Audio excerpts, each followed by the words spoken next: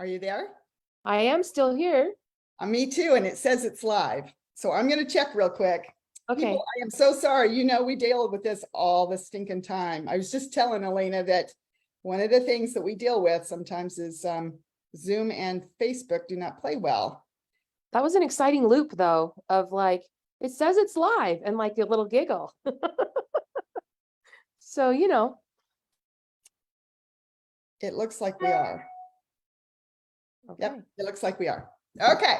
We're going to Perfect. pretend like it is, and if it's not, oh well. That's right. Well, good evening, everybody. I'm Kelly Coates Gilbert, and I'm broadcasting from Dallas, Texas. And tonight I have a dear friend and one of my favorite authors, Elana Johnson, and she's broadcasting from... I'm actually in Duck Creek, Utah right now. Oh. Duck Creek. She just told me before we went live that they took a little ride up into the mountains to see the pretty fall colors. And I'm jealous because in Dallas, we have two colors, green and dull green. So that's it. I miss the mountains. We lived in Idaho for years, which is, you know, a neighbor to Utah. And I really miss it. So lucky you. Yes. Let me tell you just a little bit about Elana, and then we'll get right into it. Elana is a US Today best-selling author. She's also something that I'm very impressed with, and that is an Amazon Kindle All-Star author. Now, for those of you who do not know what that means that out of all of the hundreds of thousands of authors on Amazon, Elana was in the top tier. That is not an easy achievement. And there's a reason why, because she writes prolifically, but she also writes beautifully crafted books. I am a huge fan and was for years before I met her at 20 Books to 50K in Las Vegas. And I am so tickled to have her here tonight to introduce her to you guys because she is a favorite. There are three different pen names this girl writes under. She writes clean, wholesome contemporary romance under Elana Johnson, which is her real name. Mm-hmm. She writes inspirational Western romances under Liz Isaacson. And then she writes heartfelt friendship women's fiction as Jessie Newton. That's right. So, you nailed it. Elana, Liz, and Jessie. All in one package. We're all here together. That's right. That's right. And we're so glad you're here. Tell us, have you always known you wanted to be a writer, and how did you get into this gig? No. When I was in high school, I didn't like English at all. I don't like analyzing classics. And I feel like that's all we really did in English. So I took the AP English test as a junior so that I wouldn't have to take English credit as a senior. And then I promptly went to college in math and science. I graduated with an elementary education degree with a minor in mathematics. I taught college math for a little bit while I was just finishing up my degree. And no, never really thought anything about it until I was about 30. And I wrote a little life sketch, and I'd had some hard things happen in my life, as many people do. And I found that writing was very healing. And so I started writing fiction at that point. It's been about 15 years, and I've never really looked back. Well, we're glad that you didn't. I took a quick look at some of your reviews, and she has thousands of reviews, thousands of 5-star reviews. But I always like to pick out just a few often repeated phrases, and these were some of the most repeated. Highly entertaining, realistic and relatable, a read that I just love to get in bed with her books, carefully crafted characters. And then here is a review that I noted because it tickled me. I love Liz Isaacson. I hope I never run out of her books. I hope not to. Exactly. Well, let's get to some of our questions so that we can get to know you a little better. Sure. What are some of the core themes of your books, and why do you write those particular books? So it depends on which hat I'm wearing, but if I'm wearing my women's fiction hat, I am just fascinated by the relationships of women. I think women are amazing and multifaceted beings, and we have so many different relationships, and we function differently inside those relationships, like mother-daughter, sisters, aunts and niece, just relationships with men, relationships we have with coworkers. I just find the relationships of women fascinating, Yeah. and the strength of friendship between women specifically. So that's what my Jessie Newton name, it really explores, is those relationships on all different levels across age groups and everything, because I find those relationships really interesting and really fascinating to write about. I think one of the biggest themes in all of my fiction across all my names is healing. I just said fiction heals me. I take all the negative things in my life, even to this day. If I'm upset about something, if I've gone through a hardship, a death, a physical problem of my own, or a family member, anything like that, I put all of that into my books. And so they are kind of realistic because they're healing. I can give all of those problems to characters, fictional people, and I can solve them in 350 pages, right? That's right. So I love that about fiction. And so I find those healing relationships in my friendships. I find them in my romances, in my relationships and past relationships that people have had, past traumas, that kind of thing. A lot of just healing and coming to realize who we are and being okay with who we are and being able to move forward into something a little bit happier by the end of the book. So I would say that would be my And as biggest. a reader, that's what I do as well. In fact, you know, I was thinking about this morning for some reason, but I was thinking, as a reader, I learned who I was as a woman mostly through books. I mean, my mother, my grandmother, different people, of course, you know, mentored me, but a little secret, I read Mr. and Mrs. Bojo Jones when I was 14, and I thought, I'm never getting in the back seat of a truck with a boy. That's right. That's you right. you learn life's lessons through fiction, and you do a really good job of that. So I hear you, sister, when you're talking about that kind of thing. So are you a pantser or a plotter? And for those of you who've been here before, you know that a pantser is what I call a discovery writer. It's someone who really doesn't plan the entire book beforehand. A plotter is very precise and knows, you know, scene by scene by scene where they're going before they ever sit down to write. And then there's people like me, discovery writers, who generally, but sit down and go with it. So which are you? I think I'm a lot like you. I do a lot of work before I start writing. Yeah. So I do a lot of character work, a lot of setting work. I will decide if they have dogs and what their names are, all that kind of stuff. I do plan out at least half the book. And by plan out, I mean, I kind of know key scenes, key turning points. In fiction, we call them beats. Yeah. So I make sure that I know the first 10 beats, because that 10th beat in a romance is always going to be my first kiss. So I try to plan out to there. By then, I don't know if I really need the rest, because I know the characters pretty well by then, having done all the character work. So I call myself kind of a hybrid between a pantser and a plotter. I kind of know my destinations, but I don't know how I'm going to get there. Yeah. So I kind of discover that along the way. I would not say that I know scene by scene by scene of anything. Yeah. I don't know that, but I know that by about page 110, they're going to be kissing. And I know that they're going to have a major pinch before that they think, do I really want a relationship? They decide yes.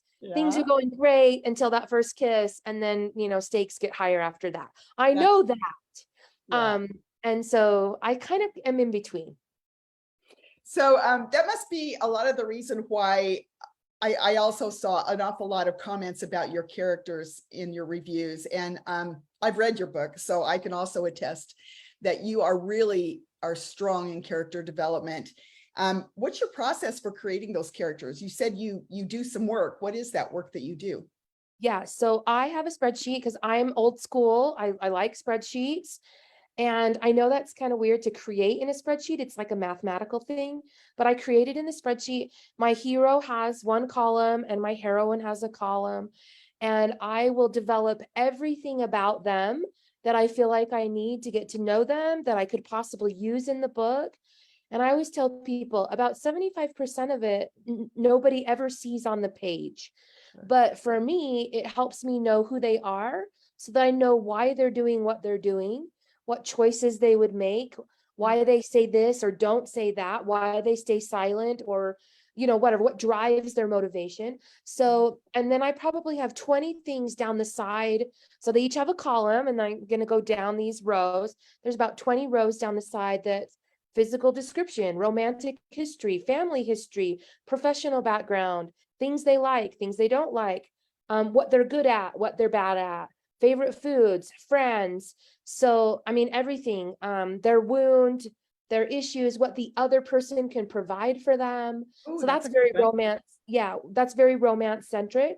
For my women's fiction, it's the same thing. I do the same thing, maybe not what the other person can provide for them, but in a friendship, you typically have a give and take. There's a reason you're friends with somebody. They're doing something to feed you, and Yeah, you're doing something to feed them. yeah. So I'm always going, well, what is this going to be providing for this person in this book? And like I said, you may never know that someone's favorite food is a bacon cheeseburger, but I know it, Yeah, so that when they're having conversations about whatever, and she's a vegetarian, he's like, are you kidding?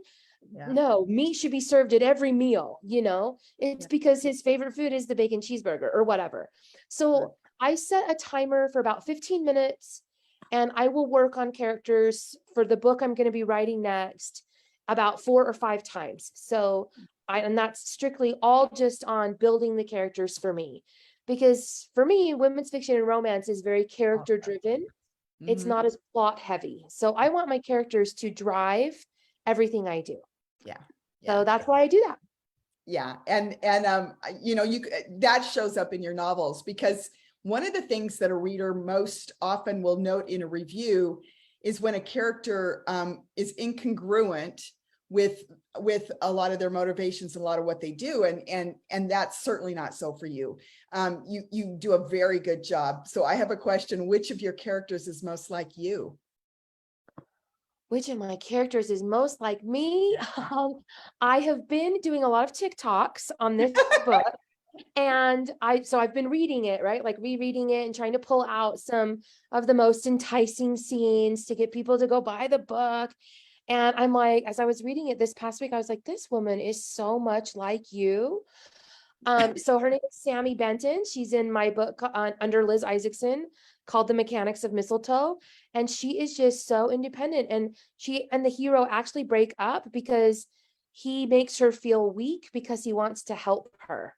And Oh, that's very much like me. I'm like, I got this. I can do this myself. I don't need any help. You know what I mean?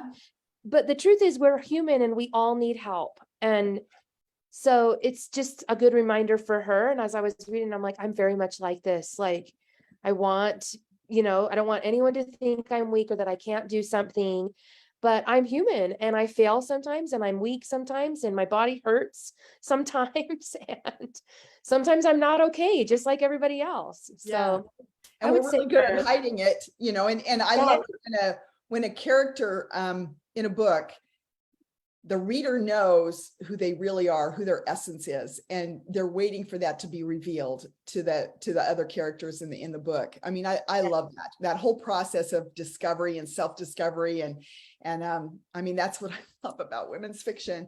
So which of your characters do your readers most love to hate?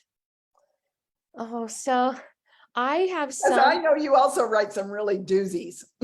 yeah, I have some that I'm really trying in my women's fiction right now. I have 5 main heroines, and then I started building onto it, so there's really 8 at this point. But one of the mothers is just everybody, nobody likes her. She can't get along with her daughter. And I don't know why I keep writing scenes like that to make her such a villain. And her book is actually, I'm writing a book for her. She's go on a cruise or whatever. And I'm like, you have to redeem her because nobody likes her. And I've really got to figure out why she does the things that she does to kind of push her daughter away or to upset her daughter, And I would say that it's her name's Jennifer Golden. She's in my Five Island Cove series. Mm. But I know people like that. And sometimes I even like look at my sister or my mom and I'm like, why are you doing that? Like, don't you know that that hurts my feelings or whatever? Uh-huh. And I know that they have a reason or that there's a motivation, even if it's not intentional hurt, right? Yes. So, because we do intentionally hurt each other sometimes. Unintentional, sorry, we unintentionally hurt people sometimes. Yeah. But there's always a reason for why we say what we say and do what we do. And I love exploring that. But I would say that nobody likes her. But she's also so relatable because we all have somebody like that in our life Yeah. that Yeah. that we just It's the can't classic Mrs. Olson from Little House on the Prairie. Yes. You just love to Yes. hate her because she's just such a, and yet when you really get to know her, there's a reason behind it. And so that's another delicious reason to read women's fiction, is to find out why they're so awful. Yes. And it also kind of helps us explore, like, do we come off like that? What are we portraying? What's our motivation when we say or do things? Yeah.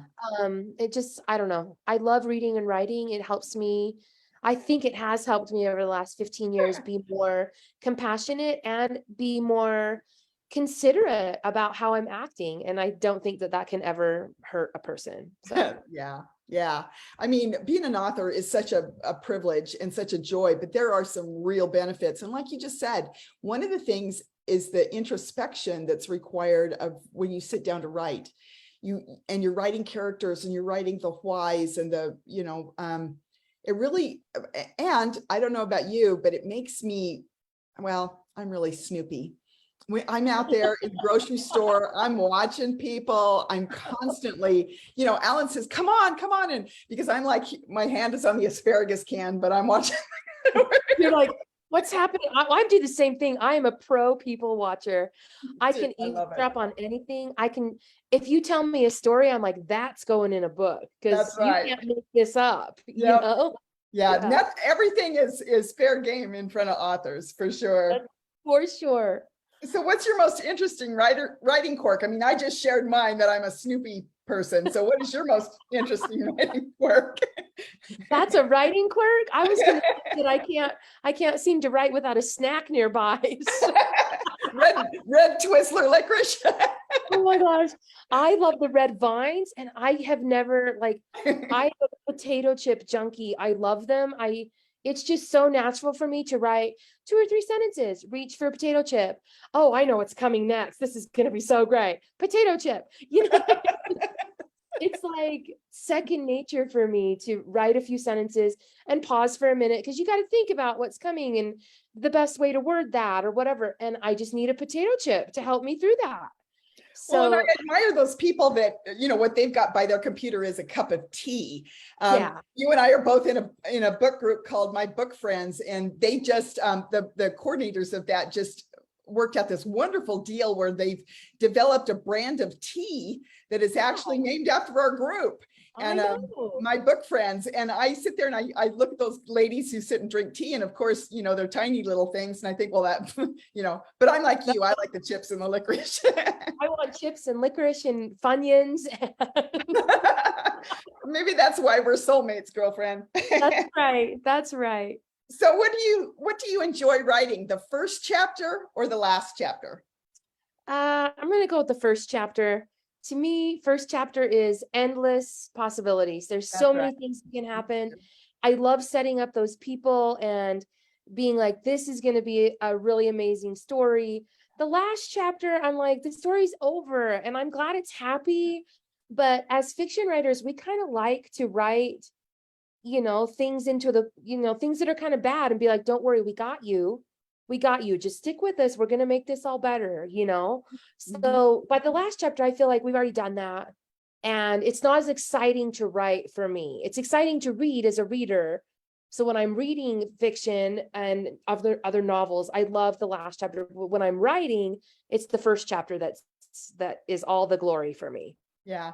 And I'm just, as an author, I'm just like a reader. When I close the last page of a wonderful novel, I have this little moment of sadness that hits, and this kind of, it's over. It's like the end of a vacation. It's over. It's over. I feel that way as a writer, when I close the last paragraph down and write the end, I'm kind of like, I'll never write that book again. No, it's now done, and it was wonderful. Yeah, But but readers that, you're on here, and I want to tell you all that when you come on and you do reviews for people like us, and you put, and you tell us what you enjoyed and which character was your favorite, everything, we just lap that up because we want to go, yeah, I remember, I like that part too. And I was wondering if you would see that, Yeah. I mean, that is the funnest. Is that Yeah, a word, the funnest? I think my English teacher would get after me for that one. I'm gonna go with it's okay. This is why we have editors. This is why we have other people to prove that.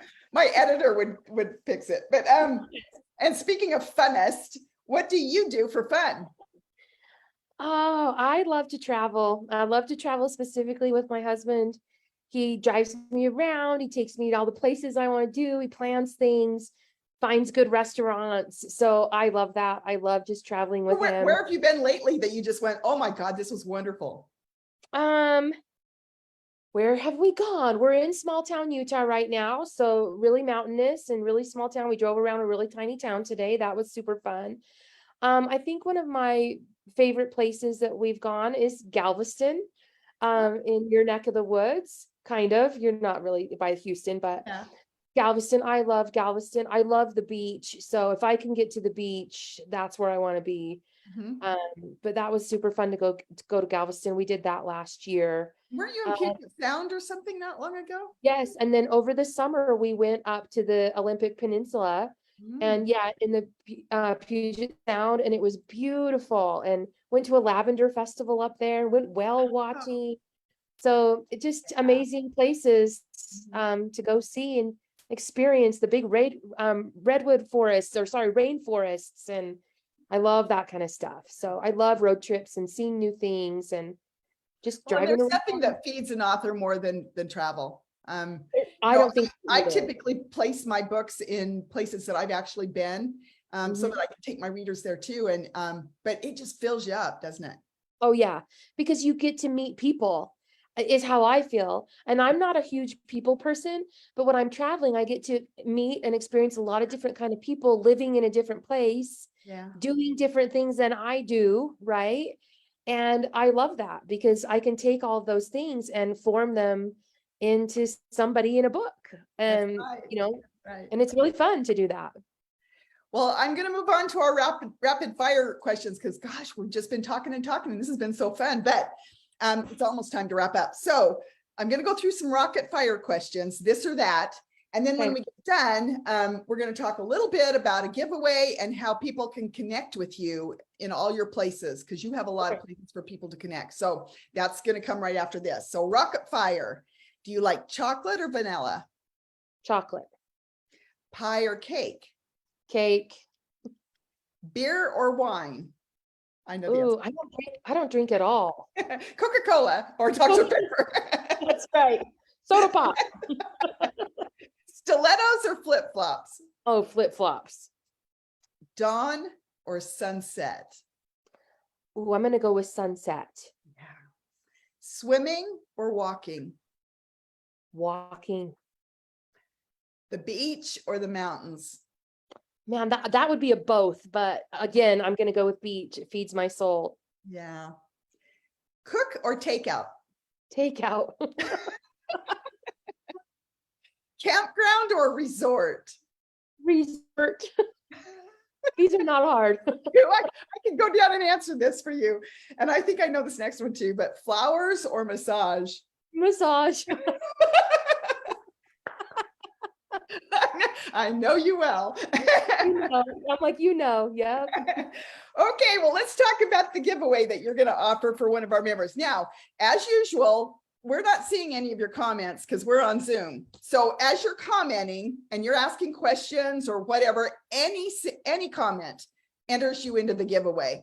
And, you don't have to even comment more than one time. One comment will get you entered. And what we'll do is, when we get done with this, both Elena and I will go over and we'll answer all your questions, especially Elena. So if you have any questions, if you've read her books, want to tell her that you love them, do that. And then we will pull a winner. And in the morning, we'll announce that. And then Elena will get that prize off to you. Okay. Yep. So what is your giveaway? So I put together these awesome, I'm just gonna totally brag on them. They're these awesome book boxes. I call them book Awesome. boxes. And I have one for each of my names. So if you win, you can pick which kind you want. So I have some with cowboy books, I have some with beach books, and I have some with women's fiction. And they all come with a paperback, and then they come with assorted things that go with that book or with a Western novel or a beach novel. So my beach one, I know I put in a beach blanket, or sorry, like a beach towel. It's got little beach soaps. It has, beach scented hand sanitizer. You'll get a paper bag. You get some treats. It's like a little bangle that has a palm tree on it. So just some fun things that go with the theme of the book. And I will mail that book box out to you, and you can choose which theme you want, a Western, a beach, or women's fiction. And I'll tell you guys, I mean, so many of you tell me often that you're paperback readers and that we don't offer enough paperbacks for prizes. So here's your opportunity, paperback lovers. Yep. Here's your. So now I want you to tell everybody, because if they don't know you, they know you now. And I want them to know how to reach out to you. We didn't talk about your Fresh Fiction website and all that has just happened. So please take a minute and tell them about all of that and all the places where they can find you, including TikTok. Sure. So TikTok. So the best place to look up and kind of get exposed to some of the stuff I'm doing is I have a book club on my new Feel Good Fiction site. So it's feelgoodfictionbooks.com. And up at the top, there's a thing that says book club. And in the book club, you get a new free book by a new author every month. This month it's Kay Carell. So it's not always, it's not always me. It's sometimes other authors. They all fit the theme of feel good fiction, which is sweet, clean, and wholesome, heartwarming fiction that heals and satisfies without explicit content. That's my brand. So any of my names that are on the site or that I write under have those themes in them. And a really good place to start is one of my free books called The Lighthouse under Jessie Newton. That's a really great place to start. If you haven't read any, it's a good one. Oh, thank you. If you haven't read any of my books, that's a great place. And going into the book club is just a great place to find what I'm doing that month, what's going on with me. I run things on Instagram. Most of my social media is going to be under author Elana Johnson. So Instagram is author Elana Johnson. TikTok is author Elana Johnson. I also have a feel good fiction TikTok. So my author Elana Johnson one talks about books and writing. My feel good fiction one only talks about books. So if you're like, I don't really care what it's like to be an author, I just want to know about your books, follow feel good fiction. And then on Facebook, I have Facebook pages for each of my names. So author Elana Johnson, author Liz Isaacson, author Jessie Newton. And I also have a Facebook page for Feel Good Fiction Books. So those are places that you can find me. I spend most of my time on Facebook and Instagram and TikTok if you're looking for social media interaction. And the book club is where we do all kinds of fun things. There's usually a giveaway every month, live events every month, new free book every month. Just new stuff turns over on the 1st of every month in the book club. So that's a great place to go. I will tell you that Elana is the master of throwing a book party, and you don't want to miss out. You do not want to miss out. Sometimes. So with that, we're going to wrap this up tonight. And Elana, thank you for coming. This was just so fun. And I was really anxious to just introduce you to all my reading buddies. And so we're going to wrap up, but you guys go put those comments and then we're going to go check it out. All right. Thank Good you. night. We'll see you later.